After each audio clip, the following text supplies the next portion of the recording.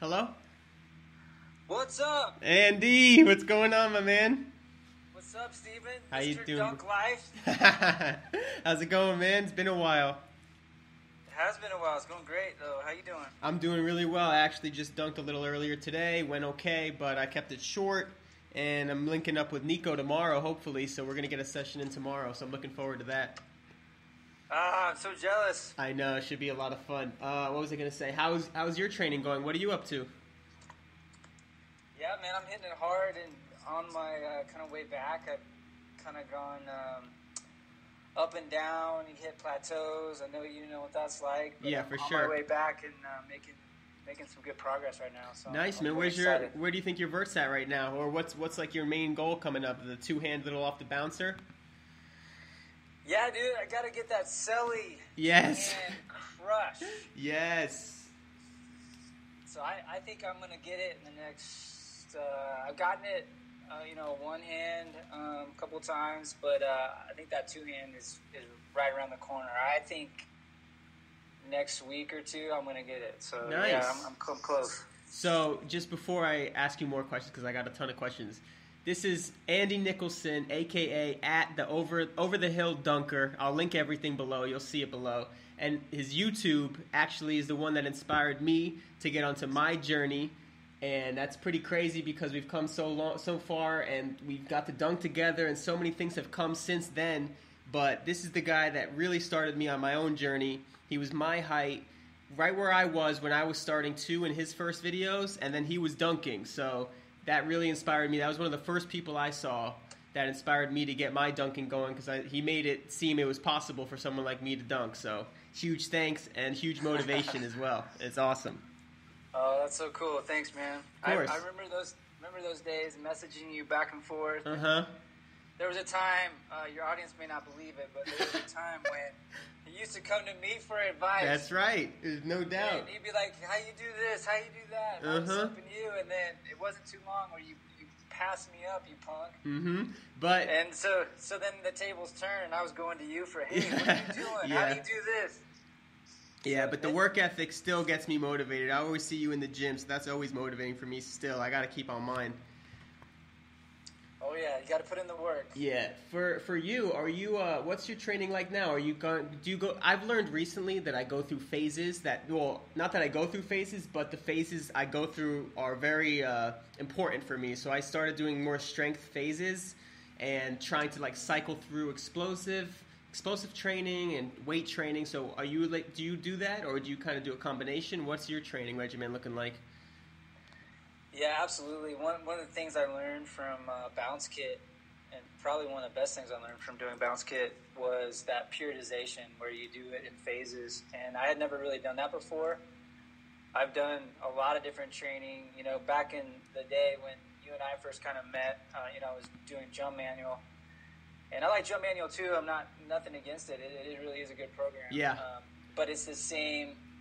It's a 2-week cycle. Basically, you just repeat over and over and over again. Right. And so I did that for a long time. Like I think I did Jump Manual probably 5 times. Like in terms of like a 12-week block, or I would do Jump Manual for 12 weeks, stop for a little while, and then I redid that like 5 or 6 times. And what was missing, and what I think, as an example, where a program for like Bounce Kit is superior in my opinion, is it does have that periodization where you break it up, where you focus a little more on strength, and then you move into that explosiveness, and that's what kind of finally I think got me to get out of a plateau. For a long time I would get where I could only do a one-handed dunk, and then I could never get past it, and I finally did. With, have to adapt a little bit. Doing the phases where you break it up like you're talking about. Yeah, that definitely helped me a lot. I was very not against weightlifting, but I really had so much success for so long with just jumping and very minimal weightlifting, especially on my legs. I did weightlifting for my upper body because I would use it as like almost like weights on my body. I was using my arms a lot when I would swing and jump, but like I felt like I got so much out of jumping that I didn't want to do weightlifting. But I realized after strength training and this past time, this was just a couple months ago, when I came out of the strength phase and it got stronger, I felt like my legs could generate more force, which allowed me to jump higher. So I'm definitely a proponent of weightlifting now. But I think up until the couple months ago, well, before that, you should jump until you plateau, I think. And always push yourself harder, because even today I had like low energy, but I pushed myself and had a few high jumps. So that's a huge one, is that some people just don't feel the bounce and give up that day, but I really think it's important to always give it 100% if you're feeling rested. Yeah, you got to get after it for sure. Do you do any like field work or plyometric type stuff still? I've seen some of your videos and it made me want to. Yeah. I'm in Utah, so it's getting pretty cold here to be outside much. But yeah, I love that kind of stuff. I love throwing the football around. I don't do it as much as I should. I guess more what I've done, and I'm not actually doing it anymore. I've decided to change things up. But in the past, I never really knew if it was a plus or a minus, because I didn't have anything to compare it to. But throughout the last 6 or 7 years, I guess it's 6 years, where I've really, really tried to improve my vertical jump. I've played like a ridiculous amount of pickup basketball, like right. 4 or 5 times a week. And so there's definitely some of that aspect of, you would get in the field work where changing direction, changing speed, jumping, going for rebounds.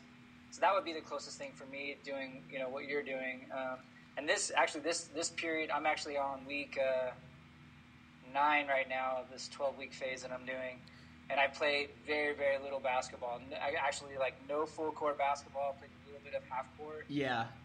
But I'm trying. In the past, I think I've actually done too much. Yeah. Where I think I've hurt myself. I was going to say. I'm actually chilling out. Yeah. I was going to say, Jordan always says that, cardio is a killer of vertical.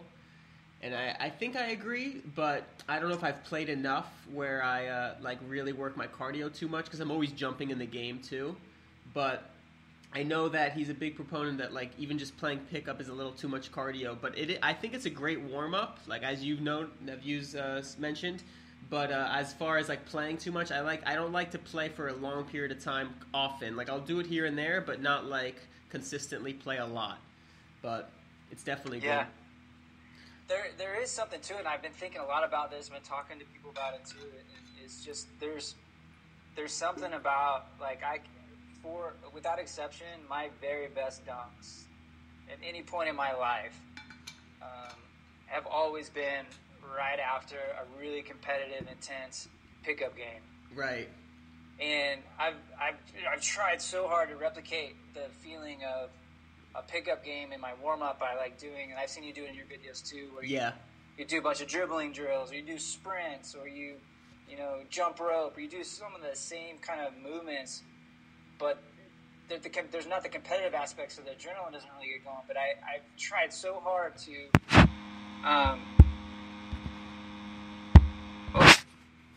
what happened? You still hear me? Yeah, I got you. Okay. I've tried so hard to try and replicate what you do in a pickup game as a warm-up, and there's still something, at least for me, I guarantee you, I do the best dynamic warm-up you can possibly imagine. Yeah. Perfect dynamic warm-up, and go and jump, and then instead of doing a dynamic, maybe doing some dynamic warm-up and then playing a pickup game, and I will jump somewhere between, I don't know, I would say 3 to 5 inches higher. Do you... a max jump after a pickup game versus a dynamic warm-up. I just have not been able to figure out how to get my mind and body to do it. So looking into that, do you think it's the effort used in a game that gets you to explode harder or change direction a lot more, and the adrenaline, or do you think it's a little bit of the adrenaline from the mental aspect of competing? Yeah, I think it's the competing part. Yeah. That gets the adrenaline really going, because especially too, I've noticed it after I've lost a game, I'm super competitive. I hate losing. Right. And so if we play in a game and we just lost, that's a lot of times where I'm oh, what's cool about this is I actually probably going to jump really high right now. So I'll go and I'll have a great dunk, and then I feel a lot better about losing the game. But there's something about that adrenaline that comes from the competition that I don't know how you get that without having some. So Right. maybe you have to invent some like way to make your dynamic warm up really competitive somehow. I don't know. For me, when I'm warming up, because sometimes if I'm not jumping good during my warm ups, I can feel my adrenaline going down, and then it could kill my session. So even today was a great example. Is that I was feeling really low energy, and like I wasn't jumping well. Like I was warming up and I felt warm and loose, and then when I tried my first couple of dunks, I'm like, oh, I'm not having a good jumping day. And I knew I wasn't going to have a good jumping day, but I'm like, let me get some good jumps out of this. So the way I fired myself up, what I usually do on a bad day, is like, let me see how good I can get a good dunk on this bad day, knowing it's a bad day already, and see if I can push myself to get something that's almost as good as my best day on a bad day. And that fires me up. Like I hit a windmill today, and when I watched it back, I looked so low. Like I looked like I didn't jump very high compared to like other days where I've jumped and my takeoff was slow, but yet I still got a clean one, a full one, so I still got fired up even though I've done a lot better. So that's something I try to do, is focus on like kind of like lower my bar for the day, but still hit the top of that window, I guess. But that's kind of how I get fired up, and just, I don't know, it's hard to get fired up when you know you're jumping low. But I guess it's like knowing that if I can push through and get a decent one on a bad day, then it's still progress. And that progress fires me up. For sure. I kind of feel that way, like when it's like some days when I train, I won't play a pickup game. I'll just do my dynamic warm up and go out and dunk. And those are the days, like if I'm actually dunking, I feel so good because I know on another day when I've actually played a game, I actually will crush some dunks. Yeah. So that's kind of a bar for me to know if I'm jumping this high based on what I did before for my warm up versus a pickup game. It kind of gives me an idea of how much better I'm going to be jumping on a really good day. I like it. Yeah, the filming and the documenting helps me get fired up too, because I know that if I hit something, I always can like look back on it and just kind of look at it, and just like I just try to like, today I did some height checks and tried to reach for a point, and I'm like, if I can touch one of the highest points I've touched on a bad day, then I don't know, that progress in that, like doing well on a bad day, or like my bad day feeling higher than it was on a normal bad day or a bad day in the past, that definitely helps me get fired up. It's hard though. It's hard to get fired up, especially when you're like, you don't have the adrenaline. Yep. I don't know. Do you ever dunk with people? Does that help you? Oh yeah. If you guys have followed my Instagram or YouTube, I post quite a bit with Dallin Finley, DJ Finley, and Clint Ainsworth. Yeah, they're a little bit of a beast. Dallin over there, he's kind of making a name for himself. Going nuts. Dallin to me is proof that aliens are real. They do live among us. Yeah, for real. My goodness. And for those that don't know, that guy eats like a monster. Then he plays video games. Like, he's not your normal, like, peak performance at all times. He just gets up and dunks. He does train hard, but at the same time, it's mind-blowing, the other things he can do. Yeah, and it's been really fun to watch his progress over the last, really this year. We got the chance to go down to Florida with you guys in January, and he had this like mental barrier where he couldn't. He jumps plenty high to do it between the legs or East Bay dunk, and it was not even close. Like couldn't even like get it to the rim. Like nowhere near hitting an East Bay. And then the GOAT, Kilgannon, spent 10 minutes kind of coaching him. And he almost hit it that day when we were with Jordan. And then shortly after he was hoping to hit it there in Florida, but didn't. But we got back, and like a day or two later, he hit his first East Bay, and now it's like a layup for him. Yeah, so it's been fun to watch him this year. Yeah, it is really fun. He's amazing. He's like me off 1 foot, but just a little higher, a little bit further. He's flying, dude. I love his aggression. Anyway, that's what I was going to say about what separates some of the freak guys that I'm jealous of, is because some guys, they jump higher, and as they jump higher, the dunks just come with that. For me, it's like, and I think Dallin's the same way, that's why I say he's similar. It's like he jumps plenty high, but if he hasn't practiced a dunk, it takes him a little while to get the technique down and the timing and things like that. some people think that if you just jump higher, the dunk's just calm, and sure it does. Like the higher you jump, the easier the dunk is. But for me, the between the legs was a pain in the butt, man. It took me forever. I was jumping way higher, like doing other things that would like signify I could jump high enough to hit it between the legs, but the technique was awful. So there's a lot to it. If you're not really in it, you underestimate, I think, just the skill that is involved in some of these dunks. Yeah. I mean, even I forget sometimes too, and I'm nowhere near being able to do some of the more trick dunks. But like even me going out on a low rim, I don't care any high rim. If you could do an East Bay, it's impressive. Like it takes a ton of skill and quickness and coordination, even on a 7-8 foot rim. It is not easy to do. Unless you've tried it, you don't really understand how difficult of a dunk that is. Yeah, that's what's funny to me too. It just gets crazier from there. Well, yeah, exactly. When that happened to me, the same thing happened to me. Is because when I was first practicing, I just tried on another rim, just like to get the motion going, get the ball rolling, and then I'm like, okay, let me get my hand speed better on like a low rim, and I went to like an 8 foot rim, and like didn't even get it the first day. I was like, oh my god, I can't even do it on this low rim, and that was like discouraging, but at the same time, I knew I had a lot to work on, so I knew it would like benefit me a lot. It's crazy. I wanted to tell you this too. Is that one thing I've been doing lately? Well, first, the field work is great, but another thing that I've been really liking that I want to do even more is like pool workouts. And the one similarity for the field workout that I like is that you're in the pool as well, is that you're barefoot, and I feel like that's really helpful because when I went through the strength phase, I was always wearing shoes when I lifted and things like that. And I feel like the field work helps my ankles and my feet. And I feel like strong feet is a huge factor in being able to explode well and take off quick. Because my feet felt like they got like uncoordinated a little bit. And I feel like the field work and the pool work really helped. And that's like your base. So that's just one thing I really like about it. And the pool is like so little like impact, but like a lot of resistance. So I was loving it. I got to do more of those. That's what I'm going to be doing on like my active rest days. Yeah, it's funny that you say that. I've been doing some of the same thing to help on my recovery days, and then one thing I'm doing a little different. I'm actually training with Joel Smith. Yeah. So I'm actually working with him right now, and he has me doing a lot of footwork, strengthening my feet, not like technique footwork, but actually strengthening the foot, getting the foot more stable. So I've been doing a lot of barefoot exercises, and I'm noticing a difference. Yeah, I've been doing a lot of stuff with my feet, and I'm excited because it's an area I've always never really focused on in my previous training. So it's like, here's an aspect of training. Like I've done so many other things to try and improve my vertical.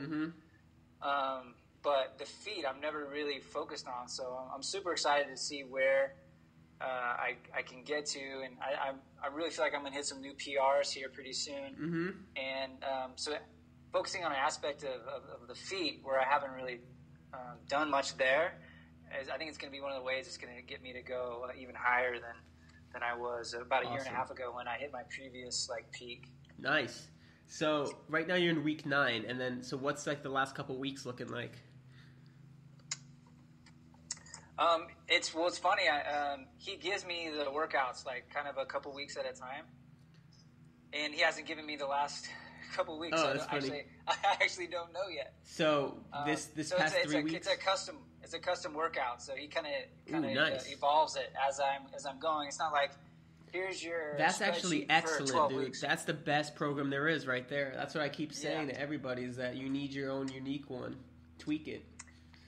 Yeah, exactly. It was awesome because he's based in San Francisco, and I actually went out there and spent an afternoon with him, and he did some kind of like testing with me. No way.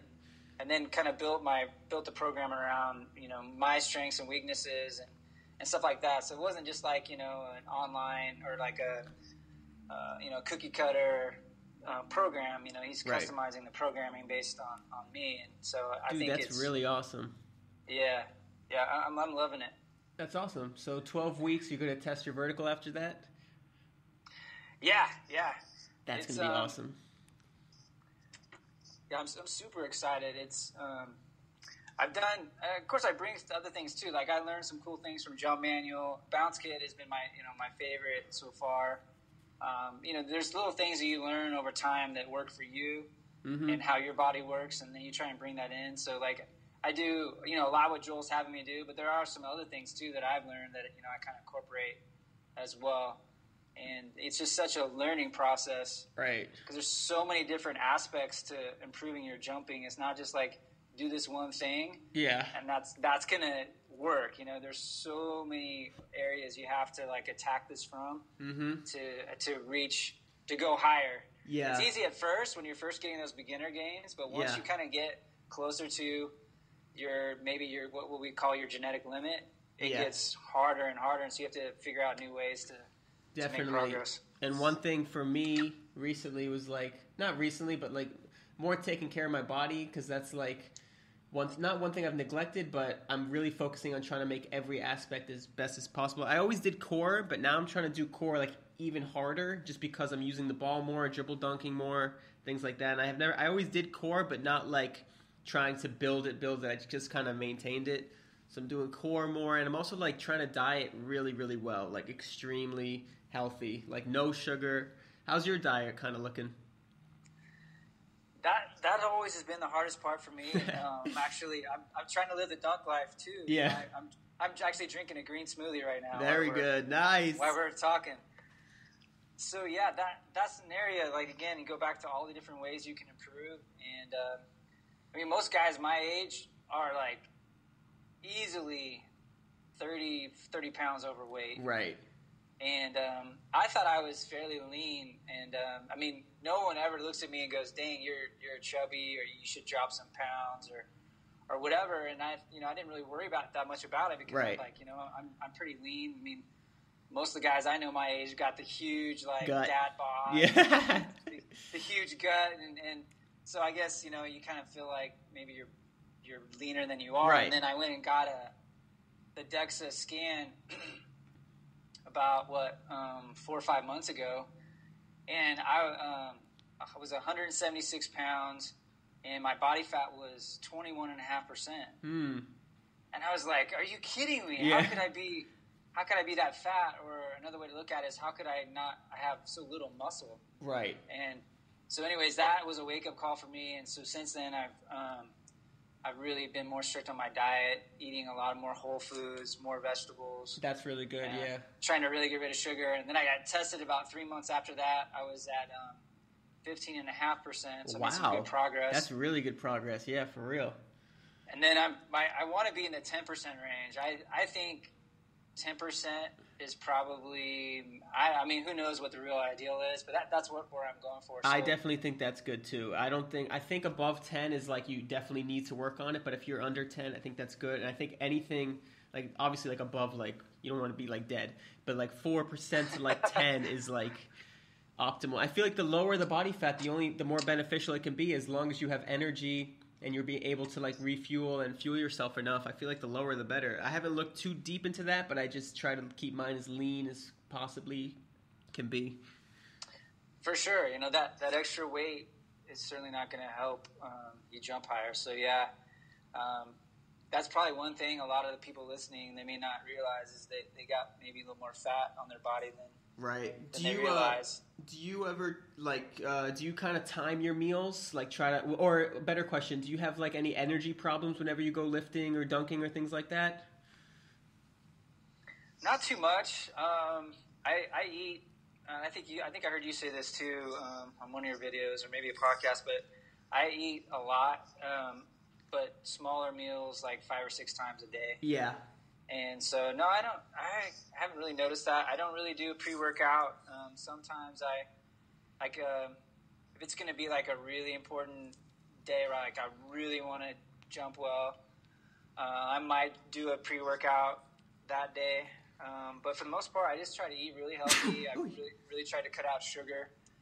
So I really minimize the amount of sugar I have. I drink 0 soda. Yeah. Mostly just water. Another thing I cut out recently was fruits. I used to use fruits as my snacks because I always like to snack on something. It's hard to just like sit around and not be like munching on something. So I would use fruits, but then I realized they have a lot of sugar and I was kind of cheating. So now I try to go to like almonds or something like that instead. That's even better. The sugar from the fruits is like, you think it's a fruit, it's healthy, but it doesn't have as many benefits as another snack could have, or it just has too much sugar, and the sugar is a killer. But yeah. Yeah, totally agree. Yeah.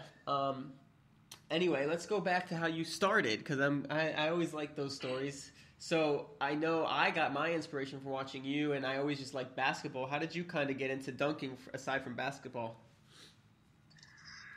So I've been as obsessed with jumping, ever since I can really remember.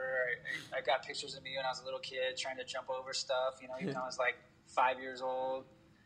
I just always loved jumping and jumping off stuff. I used to jump off the roof and off the balcony, and just like I always loved jumping. I just thought it was the coolest feeling. And then all of a sudden you have, like, when I would have been like 12 or 13 years old, and you have the Michael Jordan, Dominique Wilkins, Spud Webb dunk contest. And, so I would have been like 6th or 7th grade when that dunk contest happened in 1985. That's how old I am. And from there, I was just like, especially with Michael Jordan is my hero. Yeah. I've just absolutely been my favorite player and who I idolized and who I wanted to be. And then you see a guy like Spud Webb, who, is just such a little guy. Anyways, that dunk contest just made me like, I've got to be able to dunk. That's got to awesome. be able to dunk. And so actually, back in those days, obviously there was no internet, nothing like that. But I don't even know what magazine it was. It might have been like a basketball magazine. Yeah. But there was an ad in the back of the magazine for a jump program that I had my mom mail a check for this jump program back in like 1985. So like my very first jump program, it came on this big, huge yellow chart that I put on my wall. That's awesome. The summer before my 9th grade year. And I was like, I want to be able to dunk, in high school. Imagine how amazing that would be. That'd be sick, yeah.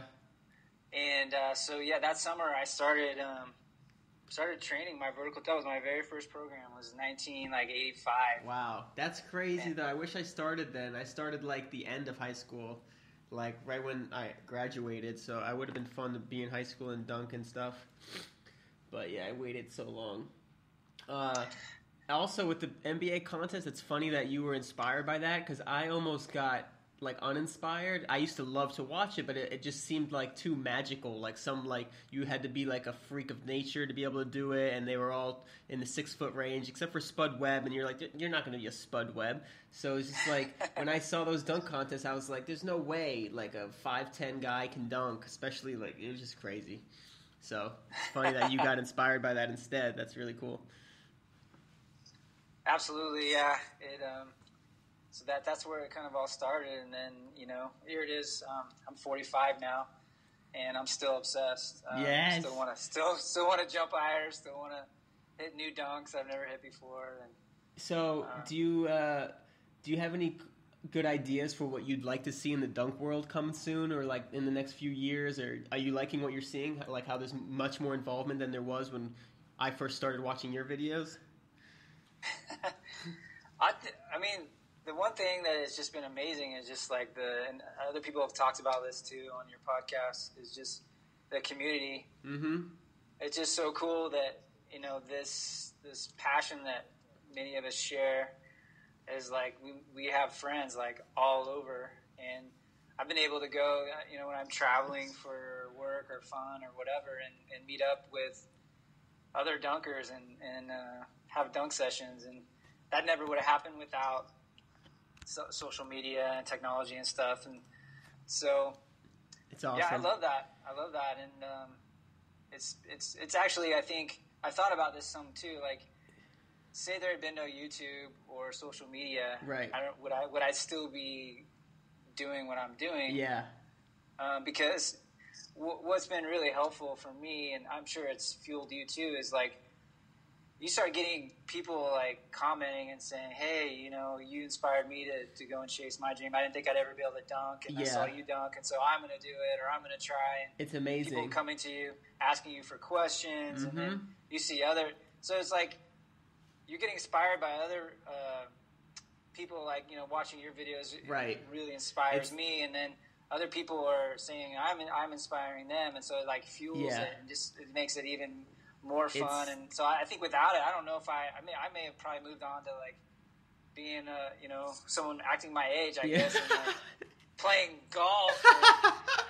Golf life, baby. Golf life, yeah. Oh my God. But it's true. It's very mutual. Like when I see somebody and they were inspired or something, or they said like, oh, this inspired me, I went to go do this. It's like I felt the same way when I was watching YouTube videos too. So it's just, it motivates me too to see other people working hard, just to see other people. That's why I get so amped up when other people are working hard, because like when I was getting inspired, when I saw people like you working and I like documenting their progress and showing the before and after, it really made it seem possible. So now seeing other people change the way they think is just awesome too. Getting them motivated to go, it's so great. I love it. Absolutely, yeah.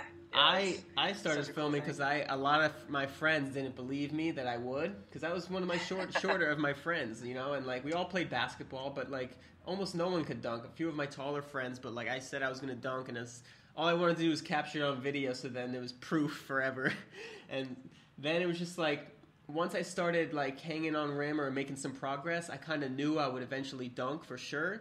And then I was like videotaping because I knew it would be really cool to look back one day when I actually couldn't dunk, and I would be like, wow, that's crazy that there was the time when I couldn't, where I didn't believe I was possible. It's the best. Absolutely. You got the evidence, you got the proof. Yep. Really happened. Hopefully YouTube never crashes or everything goes down. I mean, I have backups, but oh my God, one year, what year was this? It was like 2012, 2013, I think. There was an April Fool's joke that YouTube was deleting everything. Like, it was... Oh, no way. I swear. It was like deleting everything, getting rid of all videos, and it was happening. It was an April Fool's joke. And at the time, I didn't have, like, backups of my full videos. I would just upload them and delete it because my computer had, like, no space. So I was so scared. I literally, like, started downloading all my videos, like off YouTube, and I was so worried because I was like, this is the only copy I have. And luckily that didn't happen, but it got me. I think that was the worst time I ever got April Fools. Like, that really scared me for like a solid few hours. That was bad. So nice. Funny. Yeah. That's so awesome. You have any plans to come back to Florida or dunk with anybody? Or I don't know if any. I haven't heard any rumblings lately of any big sessions coming up. I definitely want to. I want to come back up there with you guys. Yeah, you got to get up here. I know that Isaiah is going to be here in around the Christmas time. Oh, dope. So we'll definitely link up with him. And I'd love to come back down to Florida. The first time I came down there in January, I mean, both times I've been down there, I haven't been like in my peak shape, and so I haven't really done that well. Yeah. The first time I did better than my second time. Yeah. The second, I didn't do well at all my second time, and so I want some redemption. I want to come make a comeback. So I'd love to get down there again, and it's funny, you and I have like been in the same gym together like 4 or 5 times. I now, know. and neither of us have like had like a good day. So I still, in my mind, we still haven't really dunked together. I know, it's weird, right? So, and even if we have a good day, and then like a year goes by or something, like a good day together, we're still going to want a better day. That's what's great about it. Never satisfied. For sure. It's hilarious. What the heck was I about to say? About to ask you something. I forget what it was. Oh, do you have any like long-term or like really big goals? Or like for me is like I really want to get really good at game dunks so I could just have some crazy game dunks, because that was like where the dream kind of started. Like, just it would be the pinnacle for me, because dunking is my favorite part about basketball probably, and I love the dunks, but there's just nothing like a in-game dunk. Do you want to do that as well? Is that why you're training the dunk, or do you just want to just like reach new levels and push your limits? What's your deal? What grinds you? So I've now dunked I don't know how many times, lots of times now, and it is like the coolest feeling ever. But I've never had like a legit in-game dunk, Uh-huh. whether it was like all by yourself on a fast break, or like obviously a poster. So that's definitely something that's still driving me, is to get to the point where dunking is so easy that it could happen in the game. So yeah, I'm definitely going to be practicing more and more, like dribble dunks and alley-oops and things that could actually happen in a game. So that's definitely still high on my list. There's a couple of dunks that I still really want to hit, and so those are really driving me. And then, probably once I hit those, I'm sure it'll be like, oh, well, now I got to go for an East Bay, something crazy. So, but yeah, right now it's like there's 3 dunks I really, really want to hit. One is I call it the Sully self-bounce two-hander. I'll take it. That you just crush. So I want that one really, really bad. It's fun, man. I want a windmill. For sure. For sure, windmill. And then I want to be able to crush a two-hand. It's simple, but I know you struggle with it too. Just a two-hand, dribble in, tomahawk, like just crush. Yes. Two-hand off the dribble. So those are the 3 dunks that like I like visualize and dream about, and like where I really want to get. And I think if I can do any of those 3, then I think I'll be able to do them in a game as well. That would be sick. But those are the ones that I'm going after. I know East Bay was like your thing for a long time. So how about you? I really want to do the tomahawk. I really want tomahawk off the dribble. I would right now. I want to just two-hand dunk off the dribble, and it's getting a lot better. Like even today, like I mentioned it when the little vlog I did while I was filming myself, is I was warming up today with dribble dunks, and lately I've been feeling like low energy, and like my dribble dunks are like getting a little more comfortable. So I'm starting to warm up with dribble dunks instead of like off the bounce. And even today was a little bit even more progress, which was I was warming up with dribble dunks, kind of like getting rim stuffed and things like that. But after a few jumps, I usually try to increase the speed and increase my effort a little bit. And I usually do that with like a little self bounce or a lob. But today I tried to do it with a dribble dunk, and it actually worked. And I was able to like jump a little bit stronger, because usually when I try to push myself on a dribble dunk to push, like when I'm not fully warm yet, my form breaks down and I jump terrible, and then it kind of like derails my session a little bit. So I really focused today, and I did that, and I was able to, after like 2 or 3 attempts, I got a dribble dunk in like kind of in the warm-up phase. So I was really pumped about that. And my two-hand is starting to feel really comfortable, where I'm actually taking off normal, and I feel like a full jump. I don't feel like leaning one way or planting awkward. I'm starting to feel regular jumps off that, so that's really good. And I'm kind of like walking up, so I feel like once I get like a two-hand dribble dunk on 10 feet, where I kind of maybe just like not walk up but not full speed, where I'm kind of doing it somewhat easy and just consistent, I think once I add the speed, it'll definitely help me mentally. I could get that two-hand tomahawk. If I can crush a two-hand tomahawk off the dribble, that will be like my dream completed, honestly, because especially because like, it was always just like crush a dunk off the dribble, like even if I cock it back with one hand, but like I can see myself doing one hand, but right now it's like it's really hard to even see myself doing a two-hand, just because like when I go up to try it, my form is so poor, and like it's finally coming around the corner of like just a basic two-hand, and then the tomahawk will come after that, hopefully. So that's just like really increased my drive to get that dunk. But that's pretty much my goal, is to kill dribble dunks, so that way like any opening, the best way to describe it is just the way T-Dub dunks in the game. Like he gets a quick little opening, he's up there and dunking off the dribble. One step, drop step, anything. I love that. Totally, man. Totally. That would be the best. How about that T-Dub video that surfaced the other day? Oh my god, that blew my mind. I was like, I hope he starts getting like he looked like still unreal, but he looked like he was like taking it easy a little bit, like not like a full session, obviously. So I would love to see if he's like shaking the rust off or something. I would. Yeah. That would get me so hyped to see him like putting in work. Oh my god, that would blow my mind. Get him on here, man. Find out what his deal is. That's a great idea. If I could get him on here, I think I'll quit dunking. That's my dream right there. Get him on. That's it. I don't need to dunk anymore. That'd be amazing. Oh my god. But yeah, his game dunks are what that's my dream level right there. Like that's simply put, like I don't have a dream dunk. It's just to get to that level of game dunking where he's like taking off easy, and then if he's got a lane and you're jumping, he's taking off on you, and that's just, oh my god, that would be the greatest thing ever. I can't get enough of that. I'll never get enough of that. Hey, on that, talking about T-dub and technique and the two-hand off the dribble stuff, have you noticed the difference? Like I've noticed it too for me, how much, so you're approaching, usually you and I are both right-left. Yeah. Plants, we come mostly from the right side.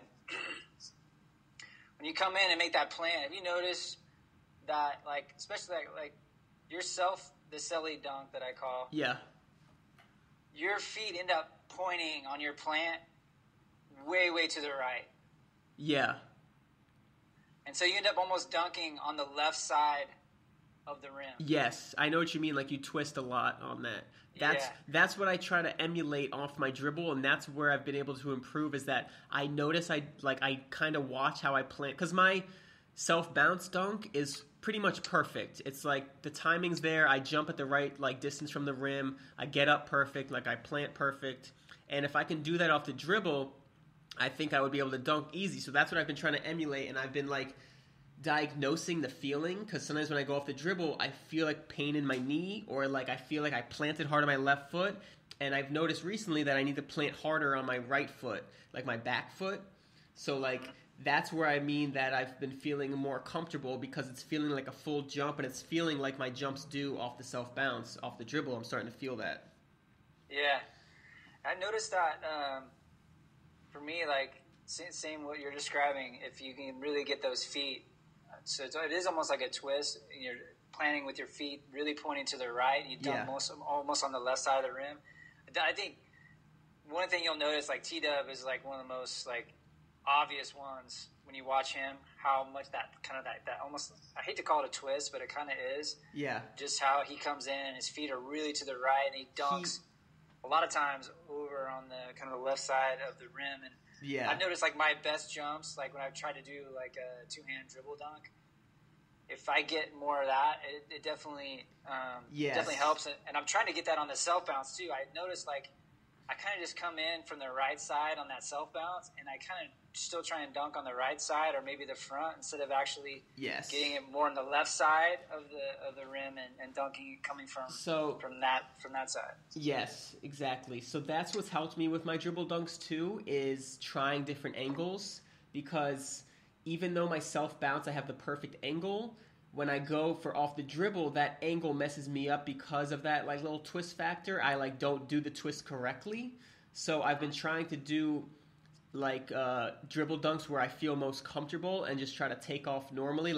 I try to picture if I was just going to hang with two hands off the rim with no ball, and I come from that angle, and just trying out different angles, I have a little bit better form. And obviously long term I want to do any angle, but while I'm learning and trying to get my footwork right and confidence up, I go from the most optimal angle. But that's very true, is if you can find the right angle, for example, a bunch of videos back I did one of my best self-bounce dunks, and I came from more straight on, and I focused on not twisting and just kind of trying to stay straight up, because I noticed I twist a lot. And when I did that, I stayed straight up and went I really bounced, and I felt really, really springy on that jump. And that was opened my eyes a little bit. I don't need to, I can just jump and kind of stay a little bit more straight instead of twisting a lot. I came from about the right elbow, and then I dunked on a little bit on the left side of the rim. So I still twisted, but it wasn't baseline to the front of the rim, if that makes sense. It wasn't a full 90 degrees. It was more of a 45-degree twist, and that felt a lot better. Okay. I still I'll have to find that one. I'll send it to you. I know which one it is. I just don't know which video it is. But it was it twisted less because I couldn't dunk off the I was dunking off the self bounce so easy. And then I'm let me just jump, because when I jump for a one-hander, I come a little bit more straight on than when I do for two-handers. And I think it's because I'm kind of twisting more with the one-handers. I can reach back, and I naturally want to stay upright because I'm reaching back for it. If that makes sense. When I go for a one-hander, I throw it up, right? And when I go to jump, I'm staying very upright because I'm trying to go up and get the ball. But when I go for a two-hander, it's my left hand's up too, so I kind of go forwards a little bit too much. So my two-handers have always been bad. But I think that's the case, is that I'm twisting a little bit too much. But the self-bounce, I don't really have time to twist. I just put it by the front of the rim. And I think that's why the self-bounce has been my best two-hand dunk compared to an off-the-lob two-hand or a dribble dunk two-hand. I've always been a lot better one-handed. And I think it's that twist factor. But yeah, there's a lot to that, and I've been trying to, that's what's been helping my dribble dunks, is getting the right angle and planting correctly. That's like the main thing, but it's freaking annoying, man. It's so frustrating. Getting like so high off a lob, and then like my dribble dunks are just terrible. But yep, I get you, man. The dribble dunks are harder than you think. Yeah, and it's funny because some people have more success with them. Like they're better than that than a lob, which makes sense too. It's a little bit more controlled, and like you don't have to go no timing involved really. Like meaning catching the ball and finishing, you just kind of just go up with it. But well, people say that to me. Like if I had to choose between, say, you had to do a lob off the backboard or a dribble. Mm-hmm. Off the backboard is by far the easiest for me. Mm-hmm. Then dribble, and then the lob. Like, wow. I'm horrible on lobs. And part of it is just practice, but there's something about, like, just getting the timing just right, the toss just right. Like, the backboard, like... Puts it right there. Know.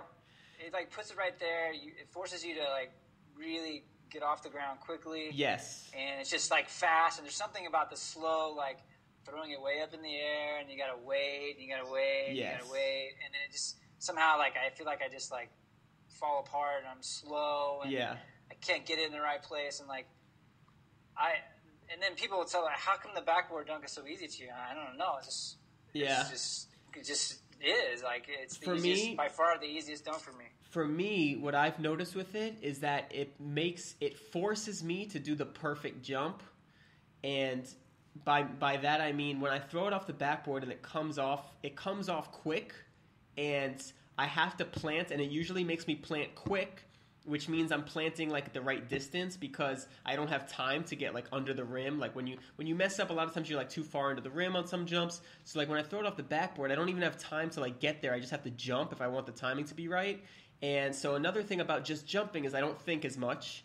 And then on top of that, I jump so quick that I'm about to go get the ball and I see it up there already, that I have to stay upright. And that's huge in jumping. Like you don't want to lean forwards and you don't want to jump forwards. So when the ball's coming at you like that, you have to jump straight up and you have to reach straight up. Because even a toss, if the toss is like too far in front of you or too low, you want to jump and go get it, and you're jumping forwards, or you're jumping, but you're not jumping straight up. You're jumping like and leaning a little bit, or reaching forwards, or reaching like to the side. But a backboard, it's coming at you. So like if you don't jump straight up, it's going to pass over your head. So you really have to stay really upright, plant quick, and take off quick. And I think that's the recipe for a perfect jump, which is why on the lobs, when I throw it really high, sometimes it gives me the perfect jump because it's so high I have to jump straight up and go get it, and that's why I kill the lobs with one hand. But the dribble dunks, I don't really have that urgency to jump quick, so it's hard for me to explode and reach for something. I just have to like bring the ball up, and that's what's killing my dribble dunks, but I'm working on it. If that makes sense. That's really true. So maybe the backboard dunk is like the best training dunk. It is. It really forces you to do good technique.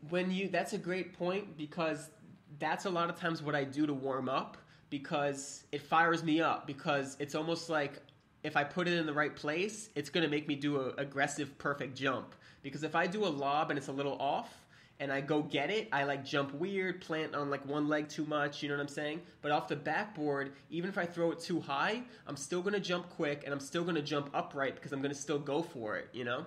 But so even if I go for it, it's a bad toss off the backboard, since it's coming at me, I jump hard. So maybe when you're warming up, try a bunch of backboard dunks, because those get me fired up, and I almost always do them in warm up, even if it's like a light one, because if I can get a light one, it pumps me up. I'm like, man, I just did that off like a drop step, a little backboard. If I go hard, I can like get a really good extension, something like that. Try the backboard dunks in warm up. Okay. Yeah, not even like a hard one, just like kind of like a soft one, just to like, and just walk up and just gradually get a little faster. I think that's a good way to warm up. I'll have to try that. I've never really tried them just like off a drop step, or like Maybe not a drop step, but like a few like light ones. You know what I'm saying? Like don't try to like get any cock back on it. Just try to get a little like. But it's good because when you start gradually building speed and throw it, you'll like throw it and it'll push you to like you don't even try to explode hard. That might help you because when you throw a lob or try to do dribble dunks and you're warming up and you didn't play a game and you don't have that adrenaline, it's hard to like push yourself to explode harder. But that backboard, when it comes off, sometimes you just react, and that reaction is really helpful. Mm-hmm. Awesome. Yeah, for sure. That's a good thing. Man. I'm going to remind you to do that, the backboards. I love backboard, man. Once I figured it out that you can smash those things, it's like cheating almost. It just puts it there, cocks you back for you, and then you just bang it. I feel so good. And the nice thing for me is, I guess, people, it kind of looks cooler than a normal dunk, or people think it's harder than normal That's dunk. That's what's funny, too, yeah. It's like giving me a little more credibility, because I really can't do very impressive dunks, so that's, but like I'll do a backboard dunk and I'll get some, kind of like, ooh, Yeah, I love to do that too. So, but if I just went and dunked off the dribble, like no one's gonna say anything. Mm-hmm. And so, yeah, the backboard dunk, I think it's people don't realize, and maybe we shouldn't be telling people this, but actually, I think it's an easier dunk than a lot of the other ones. It's pretty easy. Yeah, that's funny. So, I definitely agree, and it's definitely like a good one to pull out when you're like in between games and they don't want you to dunk. If you do a backboard dunk, it's definitely better than just like a basic one. For sure. Oh, so I wanted to ask you, do you have any maybe a top 5 or just 5 dunkers you like right now in the dunk world? A lot of them are like on Instagram.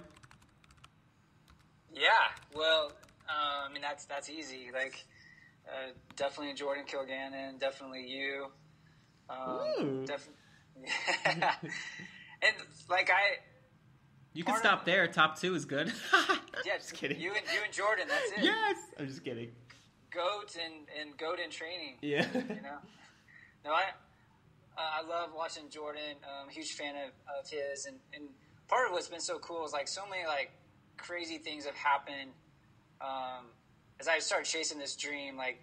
I started watching Jordan like a long, long time ago when he was really unknown. Probably, I'm sure you did too. Yeah. When he was just like a teenager, and like, who is this guy? Back when he just used to jump off of 1 foot. And, yeah. Like I was a huge fan of his back then, and then all the stuff that has happened allowed me to get to meet him and dunk with him. Just crazy. So yeah, huge Jordan fan, huge Sully fan. Of course, I got to put Dallin in there. Yeah. He's my guy here in Utah. All the Florida guys, Isaiah, CJ, Nico, Dylan, all those guys. Got a good squad here. Peter's amazing. All those guys down there I really enjoy awesome. Watching. Jay Clark. It'd be hard for me to make this a top 5. I know. That's what I said, but yeah. Yeah. You think he's going to hit the double E space soon? I do, man. I know, me too. Rooting for him. And I know you were there when he just about got it. Oh my God! I wish he hit it then. You had a front row seat. I did. Like that was there. like I was so pumped because even though he missed it, it was like so close, and I'm like, man, I got to be there during the process and like during one of the pinnacle moments so far in the whole journey of it, and I was right there. And that was the first time I met him too. It was like you couldn't plan it any better. He was great. Yeah, I do think he'll get it, and. So yeah, those are the guys that I really like watching. That's awesome. All right, Andy, I think that's all I got right now. I think I gotta head out, but this was great, man. I think we should do it a lot more, a couple more times whenever you can. But I loved it. Let's do it, man. I appreciate it. Every time I heard one, I was like, man, I hope Sully invites me on. Man. Of course, so cool. Come on. Yeah. Dude, I'm looking forward to the next time we dunk together. When's the next time you're dunking? Just in like reference to your training. What time is it? 4:15 Eastern. Like a couple hours, man. Oh, for real? We'll kill it then. Yeah. Good luck, man. Well, I look forward to seeing your videos.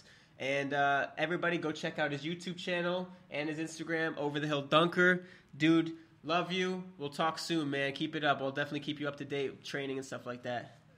Love you, bro. Dunk life. Let's go. All right, Andy. I'll talk to you soon. Let's go. Thanks, man. See ya. See ya.